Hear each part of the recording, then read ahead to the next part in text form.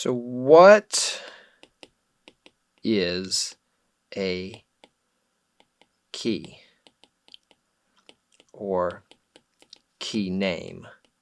Okay, when somebody says we're in the key of C, we are in the key of D, we're in the key of G, right?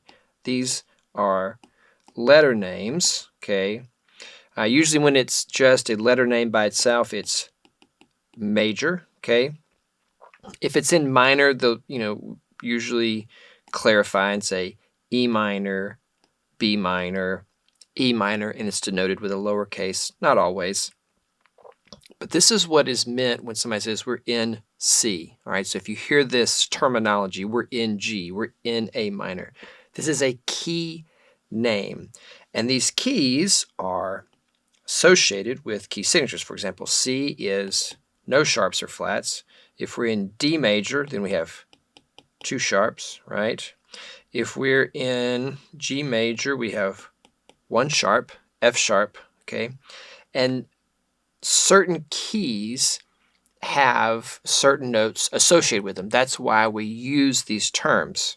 So looking at the piano, so if the other reason we say we're in a certain key, at its most basic level of understanding, the key name is the tonic, or it's the note that the piece or the song ends on. So if we say we're in C major, then the piece is going to end on C, or it's going to have that final sound when we get to C, of course set up by the 5 chord. We have,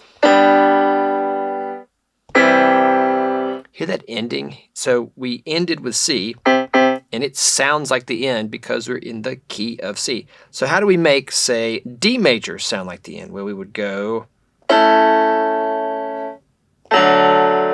right, we would have to have the 5 of D to D, all right? And that's why, again, why we have key names to begin with, so that we understand what is the 5, what is the dominant of that key name, so that we can do things like end the piece, end the song, have that finality, have a certain kind of chord progression, so that we can play music with other people, so that we can communicate correctly.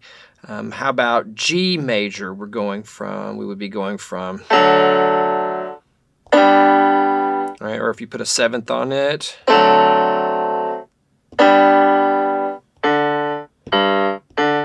5 to 1, okay, getting to the end so that it sounds like the end, all right? This is like the most basic level of keys, all right? What key, again, what key are we in? Why do we use that terminology? Why do we say that? Why do we use this? This is what we're talking about. And so when you're communicating with others about keys, this is what you're doing so that you have a beginner's understanding of what keys are. All right. Thanks for watching as always. And don't forget to like and subscribe for more. Thanks so much.